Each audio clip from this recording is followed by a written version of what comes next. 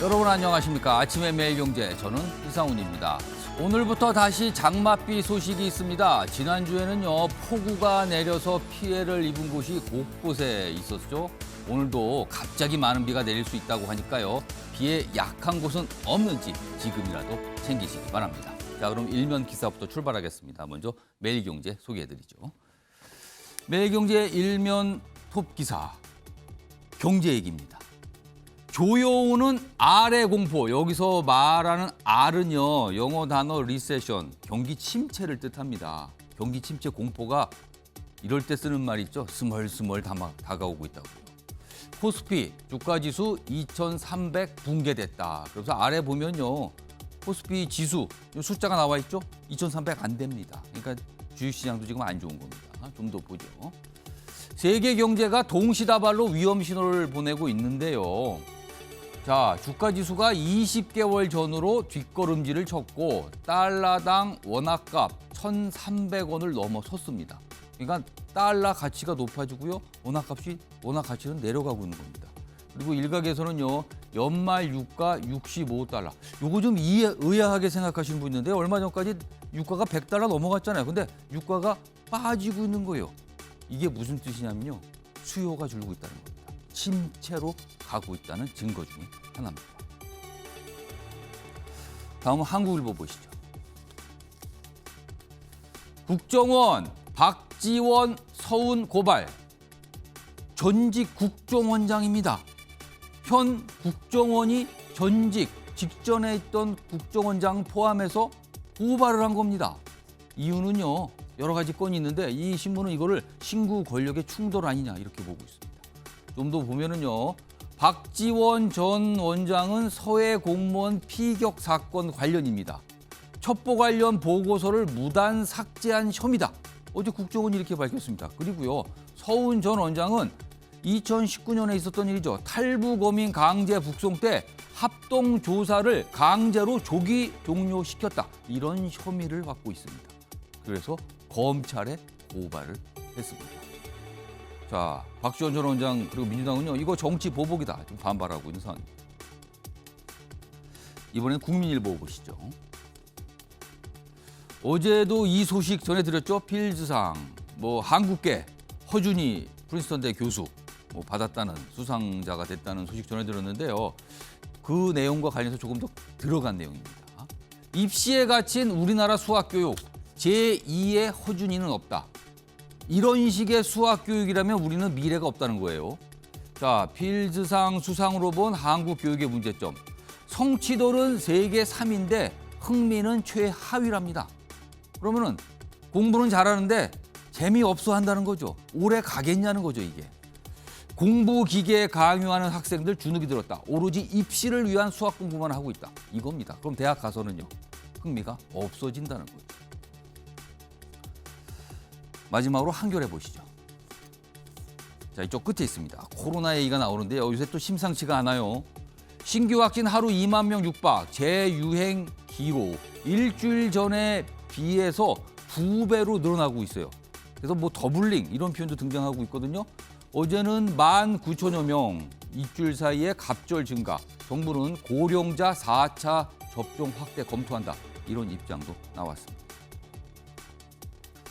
자, 지금까지 일면기사 짚어봤고요. 오늘도 다양한 뉴스 준비되어 있습니다. 그리고 그 뉴스의 의미 분석해 주시기 위해 네 분 자리하셨습니다. 한 분씩 소개해드리겠습니다.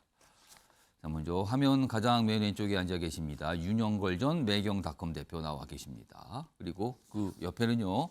김상일 시사평론가 자리하고 계시고요. 세 번째 자리에는 박창한 장하대 교수 나와 계십니다. 그리고 마지막으로 김병민 국민의힘 광진갑 당협위원장 자리하고 계십니다. 자, 네 분 안녕하세요. 안녕하십니까.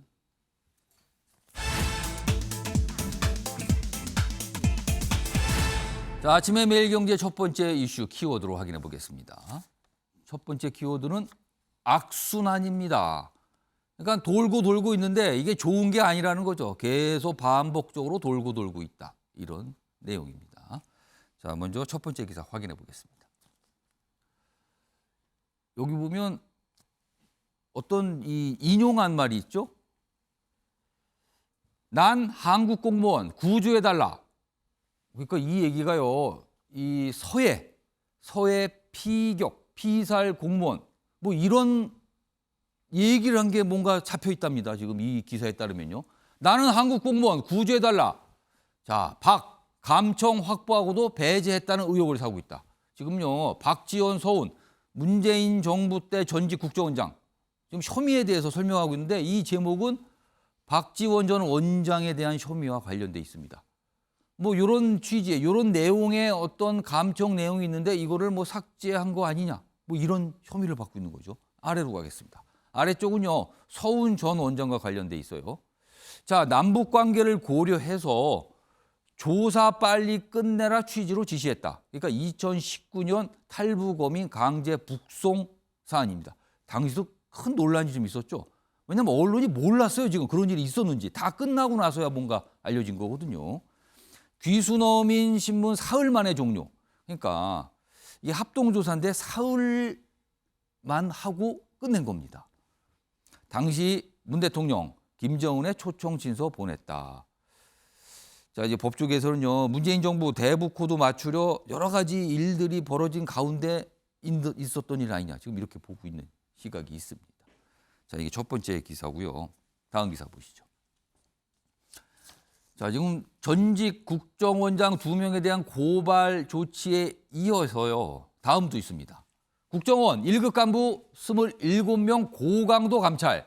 전 원장들 고발 관련 진술 확보다. 이렇게 돼 있습니다. 그러니까 일단 이런 일들이 있고 그러고 나서 고발 조치가 이루어진 거다. 이렇게 설명하고 있는 거죠. 여기도 뭐 비슷한 내용 쭉 소개하고 있습니다. 국정원은요. 그럼 왜 지금 고발하고 이런 조사를 하는 겁니까? 그러니까 국민 관심사 진상규명 차원이다. 이런 설명도 좀 내놨습니다. 자, 그럼요. 이와 관련해서 어제 야당의 반응이 있었거든요. 들어보시죠. 참 잔인한 정권입니다. 윤석열 정부의 정치보복 칼날이 끝내 문재인 전 대통령을 가리킨다면 결코 좌시하지 않을 것입니다. 자, 요 기사 있고요. 다음 기사 좀 전해드리죠. 박지원 전 원장이 반발하는 반응을 보였죠. 박지원 자다가 봉창이다.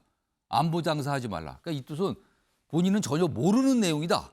그리고 지금 이거 안보 장사 이 뜻은 이거 정치 보복이다. 뭐 이런 취지가 되겠죠. 좀 더 보죠. 고발 소식이 알려진 뒤 SNS에 반박하는 글을 올렸어요. 국정원을 정치로 소환하지 말라. 과거 회기 시도에 맞설 것이다. 그러면서 본인은 무고하다.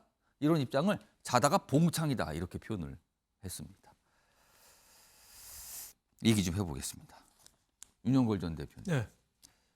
정권이 교체가 되면 전직 국정원장이 이른바 감옥에 가는 현상. 이거 반복되고 있어요. 이번에도 지금 또 그런 거 아닌가라는 시각이 있고요. 자, 그런데 지금 이 사안에 대해서만 좀 좁혀서 보겠습니다. 이 사안은 일탈을 한 것을 정상화시키는 과정인가? 아니다. 이거는 과거에 많이 봤던 정치적 보복일 뿐이다. 자, 윤영걸 전 대표님은 이 사안, 지금 2명의 전직 국정원장이 관련돼 있거든. 이 사안은 어느 쪽이라고 보십니까? 저는 뭐 일탈의 정상화 과정이 아니냐. 반드시 저는 진상 규명 차원에서 예. 조사가 돼야 된다 이렇게 봅니다. 물론 좀 안타깝긴 하죠. 예. 98년 3월에 그때 YS 때 국정 안기부장 하던 권영애 안기부장이 예. 조사받다가 자해를 한 적이 있어요. 그렇죠. 그 이후 그게 벌써 24년 됐거든요. 예. 정권 바뀔 때마다 지금 계속 국정원장 안기부 책임자들이 반드시 조사받고 감옥 가고 이거 다람쥐 챗바퀴 돌듯이 지금 하고 있어요. 예외가 없는 것 같아요. 그렇죠. 저는 예. 이번에는 그런 걸 없길 바랬는데 예. 이번 건이 이게 너무 커요. 국민이 너무너무 궁금해해요. 예. 공무원이 공직 일을 하다가 서해 공무원 피격 사건 있잖아요. 예. 일하다가 월북이라는 어떻게 보면 누명이잖아요. 아직 뭐 진상은 잘 모르지만은 거기에 대해서 국정원장이 무슨 일을 했는지 그건 다들 궁금해하잖아요. 예. 그래서 지금 국정원에서 자기 국정원장을 고발한 거는 사실 아마 거의 처음일 거예요. 굉장히 이례적인 일입니다. 처음이죠. 그거는 박지원 국정원장은 정보 여러 가지 좋은 거 나쁜 거 여러 가지 있는데 그걸 첨삭하고 가리고 예. 뭐 일부는 삭제하고 그랬다 뭐 이런 혐의인데 본인이 억울하면은 저는 검찰에 가서도 떳떳이 좀 밝히는 게 좋지 않겠느냐. 저는 그 공무원 비격 사건은 저거는 저는 세월호보다 더 크다고 봐요. 세월호도 많은 학생들이 희생당하고 컸지만은 이거는 공무원이 했는데 우리 정부나 청와대에서 쳐다보기만 하고 그 사망하는 데까지 아무 조치도 안 했잖아요. 예. 거기에 대해서는 저 조치가 있어야 된다고 보고 또 서훈 국정원장 이 건도 그렇잖아요. 예. 거기에서도 그 보통 국정원에서 그런 이쪽 탈북한 사람 있으면 서너 달 조사하잖아요. 예. 근데 단 3일 조사가지고 굉장히 좀 북으로 서두르는 갔잖아요. 감이 있다고 지금 그렇죠. 많은 분들이 얘기하시죠. 일단 탈북하면은 예. 아무리 나쁜 짓을 한다고 그래도 그 사람은 우리 한국 주민이에요. 우리 한국 국적 우리 보호받아야 될 사람인데 사흘 만에 돌려보냈다. 정말 뭐가 있는지 저는 궁금해가지고 저는 이 고발을 해서 좀 진상 조사를 좀 엄격해서 명명백백하게 좀 예. 밝혔으면 좋겠다. 뭐 이런 생각이 들어서 저는 정치 보복이라고 볼 수는 없다 이렇게 봅니다. 다만 이제 수사를 하다 보면은 꼬리에 꼬리를 물면 직간접적으로 청와대가 또 관련돼 있죠. 예. 그래서 불똥이 어디로 튈지는 모르지만은 진상 조사는 반드시 해야 된다 저는 이렇게 봅니다. 그러니까 좀 민주당의 시각은 이게 정치 보복이고 이게 가만히 상황을 보니까 당시에 문재인 대통령까지 또 연결되는 거 아니냐 뭐 이런 얘기를 구체적으로 말은 하지만 분위기는 좀 그렇게 가고 있습니다 지금요. 그리고 국민의힘 쪽에서는 무슨 소리입니까? 이거는 국민 관심사이고 문제가 많은 거 맞잖아요. 이거를 가만둡니까? 이런 또 반응인 겁니다 지금요. 자, 박상현 교수님. 아까 똑같은 질문 드리겠습니다. 일탈의 정상화로 보이십니까? 아니면 이건 정치 보복으로 보이십니까? 그러니까 이제 일탈의 정상화라고 규정이 되려면 예. 과정이 중요합니다. 예를 들어 우리가 이제 서해 공무원 피격 사건에 대해서 해경에서 제일 먼저 입장을 바꿨습니다. 그렇습니다. 그다음에 국방부 그리고 이제 국정원까지 지금 왔어요. 자, 왜 검찰 인사가 검찰총장도 없이 서둘러서 라인업이 짜지는가에 대해서 정권 초기에 많은 논란이 있었고 예상이 됐었습니다. 예.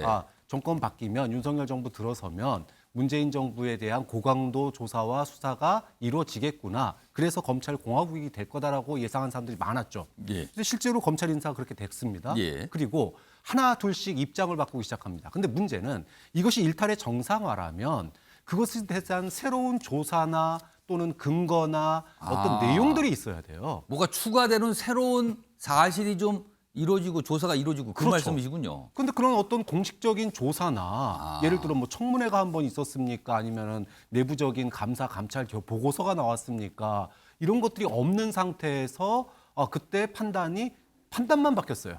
해경이 바뀌고 그다음에 국방부가 바뀌고 그다음에 국정원이 바뀝니다. 자, 그러면 판단의 문제는 이게 그러니까 애초부터 딱 서해 공무원 피격 사건과 이런 것들이 이 정권에서 잘못한 거 딱 규정 딱 해놓고 예. 이런 어떻게 보면은 목표를 정해놓고 지금 절차를 밟고 있는 거 아니냐 이런 느낌을 준다라는 거예요. 예. 그러니까 일탈의 정상화라면 그 과정조차 정상화의 과정조차도 공적인 절차를 밟아야 되는데 예. 지금 모든 것들이 그냥 손바닥 뒤집듯이 입장들이 바뀌면서 추가적인 조사나 이런 거 없이 고소고발로 바로 이루어지고 있다는 예. 거. 이런 점들은 무언가 목표한 게 있는 게 아니냐.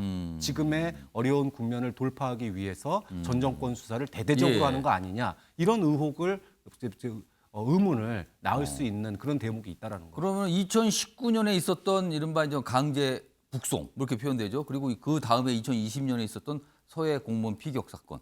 이거에 대해서는 약간 좀 문제가 좀 있고 들여다볼 필요는 있다라는 건 동의하십니까? 저는 동의합니다. 예를 들어 서해 공무원 피격 사건은 예. 우리 국민이 죽은 거잖아요. 예. 그리고 유가족이 무엇보다도 유가족이 예. 동의를 못 하고 있습니다. 그리고 거기에 대해서 궁금한 것도 많이 있는 예. 거고. 그다음에 탈북어민 강제 북송 사건 같은 경우에도 그 당시에도 논란이 좀 있었지만 뭐 조사할 필요는 있다고 봐요. 예. 조사해서 그 과정에서 심각한 불법이나 예. 또는 뭐 도저히 상식적이지 않은 그런 일이 있었다라면 관련자들에 대한 공식적인 조사와 그리고 청문회라든지 이런 절차를 좀 밟을 필요가 있다고 봐요. 그런데 이거는 미리 규정을 딱 한 거예요. 이거는 국민을 갖다가 죽는데 예. 방조한 거 서해 공무원 피격 사건은 그렇게 이미 규정을 해놓고 한 거고 그다음에 탈북어민 강제 북송도 어떻게 탈북자를 그 사람이 16명을 죽였든 안 죽였든 상관없이 예. 조사 3일하고 돌려보내냐 딱 이거 자체가 문제다라고 딱 규정을 하고 지금 절차를 밟고 있는 거기 때문에 이것이 과연 단순하게 정상화냐 아니면 누군가를 향한 정말 치밀하게 예, 예. 수사의 어떤 그 성을 수순을 밟고 있는 거냐 이 부분에 대해서는 궁금할 수밖에 없는 거죠. 그러니까 들여다볼 필요는 있지만 새로운 조사 과정이 있었는가 이거에 대한 좀 질문을 좀 던지신 건데요. 일단 뭐 상황이 이렇습니다. 지금 여야 뭐 어제도 치열하게 논평 내면서 오늘도 아마 그럴 겁니다. 이거에 대한 반응들이 있겠죠. 자, 이런 가운데요. 어제 또 한 가지 모습이 있었습니다. 그것 소개해드리죠. 소주성, 그러니까 소득 주도 성장을 이끌었던 홍장표, 지금 KDI, 한국개발연구원 KDI 원장하고 있죠. 당시에는 청와대 근무를 하고 있었죠. 사표를 냈습니다. 친문기관장 기로에 섰다 이렇게 돼 있습니다. 그동안 사실 윤석열 정부 들어서면서 좀 압박이 좀 있었죠. 뭐 정권하고 뜻이 안 맞는데 왜 계십니까? 뭐 이런 얘기를 좀 들었어요. 자, 임명 때부터 코드 인사 논란이 있었는데 한덕수 총리 같이 갈 수 없다. 최근에 이런 얘기를 좀 했죠. 자, 여당은 문재인 정부의 임기 말 알박기 인사가 거의 60명에 육박한다. 지금 문제 많다. 그 기관장 줄사태 신호탄 될 가능성이 있다. 좀 이런 내용까지 좀 적혀 있습니다. 자, 이 사안과 관련해서요. 여야의 반응 준비했습니다. 들어보시죠. 국민들께서 심판한 지난 정권 정책의 주역들이 계속 공공기관을 장악하겠다는 것은 새로운 정부의 실패는 물론 민생을 다시금 파탄에 이르게 할 것입니다. 백운규 산업자원부 장관을 기관장에 대한 사퇴 종용으로 수사하는 윤석열 정부가 문재인 정부에서 임명한 기관장에게는 사퇴를 종용하고 있으니 정말 이율배반적입니다. 그러니까 과거 얘기를 꺼낸 거죠. 그러면서 수사도 있는데 지금 뭐 괜찮으신 거예요? 뭐 야당은 또 이런 반응인 거죠. 자, 여기 보면 친문기관장 기로에. 그래서 좀 대표적으로 이제 방통위원장, 뭐 권익위원장 이런 얘기까지 지금 계속 정치권에서 이름이 나오고 있잖아요. 그쪽은 어떻게 되는 겁니까? 뭐 이런 거예요, 지금. 자, 다음 기사 하나 더 있습니다. 보시죠. 이번엔 검찰과 좀 관련이 있어요. 어제 또 그만두신 분이 있습니다. 사의 표명입니다, 일단. 임기 채운다던 한동수 대검 감찰부장. 친윤에 둘러싸이자 사의. 한동수 대검 감찰부장, 윤석열 대통령 검찰총장 시절, 그리고 한동훈 법무장관 검사 시절 약간 충돌하고 사이가 그다지 불편한 관계. 뭐 이렇게 알려진 인물이죠. 근데 최근에 검찰 인사를 보니까 친윤에 둘러쌌다. 그래서 사표를 냈다는 거죠. 직속 부하인 감찰 1, 3과장의 친윤, 뭐 이렇게 최근에 자리가 배치가 된 거, 이런 게 영향을 준 거 아니냐는 거죠. 이거 역시 앞선 기사가 어떤 이 맥이 좀 통하는 상황 같습니다. 자, 그럼요. 이와 관련해서 한동수 감찰부장 국회 출석 당시에 한 얘기가 있습니다. 들어보시죠. 당선자가 이 측근을 보호하기 위한 행위라고 단순히 그거라고 보기에는 극히 이례적인 몇 가지 행동들을 보이셨습니다. 그 책상에 다리를 얹어 놓으시고 스마트폰을 하면서 굉장히 붉고 화난 목소리로 제가 간 보고서를 좌측 구석에 놓고 가, 저리 놓고 가라고 하셨습니다. 이미 제출을 받고 안 되면 압수수색을 하겠다. 이러니까 쇼하지 말라고 그러셨습니다. 저런 얘기를 할 정도니까 뭐 사이가 좋지 않은 거는 뭐 보입니다. 저렇게. 저런 뭐 말이 왔으니까요. 자, 이 얘기 좀 해보죠. 김병민 위원장. 네. 뭐 구체적으로 일단 윤석열 정부 들어서 지금 여권에 계신 분들이 이제 문제 제기를 많이 했잖아요. 이제 문재인 정부 말기에 임명된 분들 주요 자리에 앉아 있는데 정권과 뭔가 기조가 안 맞는데 계속 계시는 게 맞느냐 뭐 이런 문제 제기를 했어요. 근데 결국에는 지금 이 KDI 원장 뭐 사의를 표명했는데 사실은 방통위원장, 권익위원장에 대해서도 지금 여권에서 굉장히 문제 제기를 하고 있지 않습니까? 네. 이 부분은 어떻게 돼야 된다고 보십니까? 그러니까 우리가 이제 보고 있는 거는 직권 남용 등에 관한 과거의 전례가 있기 때문에 임기가 남아 있는 사람이라 할지라도 외부에 대한 특히 정권의 압력이 들어가서는 안 된다라는 건 보편적으로 공감하고 인식하고 있는 하나의 룰처럼 돼버린 것 같습니다. 근데 중요한 건 이제 본인이 어떤 선택을 하고 국민께 어떤 도움이 되는가에 대한 근본적인 고민이 필요할 텐데요. 예를 들어서 문재인 정부의 시작부터 초대 경제수석을 지내면서 사실상 문재인 정부의 알박기 인사, 회전문 인사라고 불리면서 KDI 원장이 취임할 때부터 문제가 됐던 인사가 홍장표 원장 아니겠습니까? 그리고 임기가 지금 이 상황대로 쭉 지켜서 가게 된다면 윤석열 정부와 아무런 철학적 공통점이 없음에도 불구하고 꽤 긴 시간을 KDI 원장으로 남아 있어야 되게 될 텐데 그렇게 진행이 된다면 KDI 안에 있는 내부의 연구원들을 비롯한 많은 사람들이 훨씬 더 큰 불편함과 그리고 국가에 대한 도움이 안 될 수 있는 여지들이 있을 겁니다. 예. 결과적으로 봤을 때 전 정권에서 임명한 인사라 할지라도 전문성을 바탕으로 충분하게 실력 있는 인사가 임명이 됐는데 예. 내가 내 사람을 꽂아넣기 위해서 이 사람을 나가라 이렇게 압박하면 안 되는 일이겠죠. 그거는 지금 사실 과거 사례 보면 법적으로 문제가 될 수가 그게 있거든요. 안 된다고 해서 블랙리스트 사건부터 범죄행위라고 직권남용 범죄라고 얘기를 하는 겁니다. 예. 하지만 전 정권에서 코드 인사, 완전한 내 사람 심기처럼 시작됐던 정무직 인사들이 있다면 예. 여기에 대해서 정권이 바뀌었는데 전혀 제대로 철학을 맞춰서 일하지 않고 복지부동으로 알박기처럼 남아있게 된다면 이건 문제가 심각한 거 아니냐고 발언하는 건 정치적, 정무적으로 공개적으로 이야기했을 때 얼마든지 가능한 일일 그 겁니다. 정도 발언 정도는 그게 듣기에 따라서는 압박으로 들을 수 있지만 그 정도의 공개적인 발언을 할 수 있다. 정치적으로 얼마든지 얘기할 수 있는 일 아니겠습니까? 예. 국민 누구든지 이야기할 수 있는 일이고요. 우리가 이제 방통위원장 문제들도 한참 거론이 되기 시작하고 있는데요. 예. 한 가지 예를 들어서 지금 민주당 야당 인사들이 방통위원장 하면은 가장 신경을 쓰면서 얘기했던 게 이명박 정부의 최시중 전 방통위원장 아닙니까? 그러니까 예를 들어서 최시중 방통위원장이 문재인 정부가 출범했는데 뭐 이명박 정부니까 조금 예를 들어서 설명을 드리는 겁니다. 임기가 남아있다고 끝까지 나는 문재인 정부 임기 때까지 한 2년 더 하겠다라고 얘기를 하면 민주당 의원들은 어떤 방식으로 대응을 하겠습니까?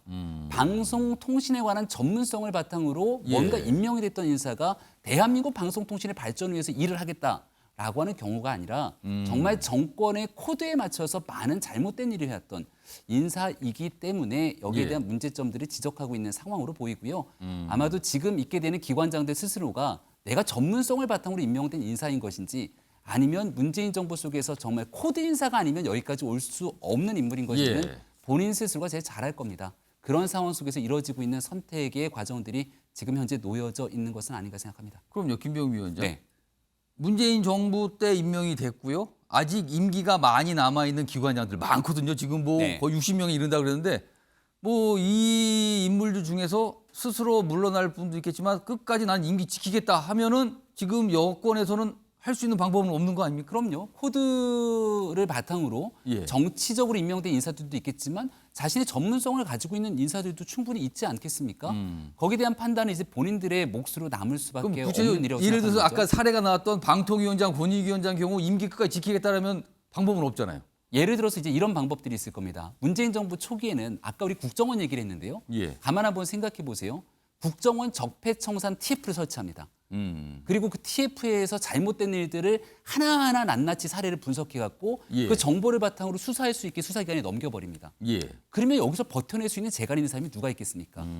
방송통신에 관련된 적폐청산 TF를 만들거나 국민 권익에 관련된 적폐청산 TF를 만들거나 예. 이런 우회적인 방식을 동원해서 민주당 문재인 정부 했던 방식 그대로 돌려줄 수 있을지도 모르겠습니다. 하지만 저는 윤석열 정부가 그런 일을 하지 않을 거라 생각하고요. 예. 여기에 대한 내용 속에서 본인들 스스로가 전문성을 바탕으로 국민께 헌신하고 봉사할 수 있는 사람들이라면 모르겠지만 예. 정치적인 판단으로 현 정부의 내 알박기 인사로 내 임기 남았는데 어떡할 거야? 라는 인식으로 접근하는 일은 없었으면 좋겠다는 생각입니다. 그러니까 이게 정권이 바뀌면 늘 반복돼요. 그래서 그 과정에서 무슨 블랙리스트 이런 얘기가 나오고 법적으로 나중에 또 훗날 이게 덧나서 처벌을 받고 뭐 이런 게 반복되고 있거든. 이거 역시 악순환입니다, 지금요. 자, 김상일 평론가. 지금 상황은 어떻게 이해하고 계십니까? 글쎄요, 어려운 문제입니다. 근데 어려운 문제일수록 제가 떠올리는 말은 예. 어려울수록 원칙으로 돌아가라는 얘기입니다. 자, 임기제 정무직이라는 제도를 왜 만들었나를 봐야죠. 예. 그건 뭐냐? 헌법과 법률에 의해서 이거는 임기가 필요하다라고 만든 겁니다. 예. 근데 우리가 지금 그게 필요 없다라고 판단한다면 제도를 개선하는 게 맞는 것이죠. 예. 그리고 만약에 그런 어떤 기준에 의해서 할 게 아니라면 좀 전에 우리 김병민 위원장이 말씀하신 것처럼 개인들의 판단 그리고 관례와 전통에 맡기는 것이 맞습니다. 그러면 본인들이 나는 지금 할 거야라고 한다면 예. 그거는 어떻게 할 수가 없는 거예요. 근데 그것을 공개적으로 압박했다고 해서 죄가 안 되고 비공개적으로 뒤로 압박을 하면은 죄가 된다? 저는 그렇다고 생각하지 않습니다. 공개적으로 해도 그건 죄가 된다는 걸 안다면 하면 안 되죠. 그거를 마치 어떤 사회의 어떤 집단 폭력 형식으로 해가지고 압박을 해서 내보내면 예. 그건 죄가 안 된다. 그거는 저는 아닌 것 같습니다. 진짜 문제가 된다면 예. 제도를 바꿔라. 지금이라도. 예. 자, 미국의 사례를 한번 보세요. 자, 대법원의 대법관들이 보수 성향이냐 아니냐에 따라서 낙태 문제가 지금 논란이 되고 그렇죠. 있습니다. 미국 지금 큰 논란입니다, 지금요. 그러면은 이 현 정부가 보수 성향이라고 해서 그러면 대법관들을 싹 바꿔야 되겠습니까? 그건 아니잖아요. 예. 그러니까 임기제는 만들어 놓은 이유가 있는 거예요. 그럼 임기제에 문제가 있다고 느껴지는 건 논의를 통해서 제도를 바꾸시라. 저는 이렇게 말씀을 드리고 싶습니다. 그러니까 뭐 미국 사례를 많이 얘기해요. 미국의 경우는 대통령이 바뀌고 정권이 교체가 되면 정무직들은 다 일괄 사표를 한다 그러죠. 그래서 순식간에 다 바뀐다고 해요. 우리도 그런 걸 도입할 필요가 있는 거 아니냐 뭐 이런 얘기 지금 자꾸 나오는데 일단 법적으로는 임기들이 보장돼 있어서 항상 정권 교체가 될 때마다 이 갈등이 불러지고 있습니다. 역시 이것도 악순환처럼 반복되는 일입니다, 지금. 정치권에서 좀 이런 것 좀 논의해서 정말 밤새서 좀 합의하고 협의하고 하면 안 될까요? 서로 입장 바뀌면 다른 소리 하잖아요. 또 지금 입장이 바뀌면. 똑같습니다. 지금 맨날 보면은요.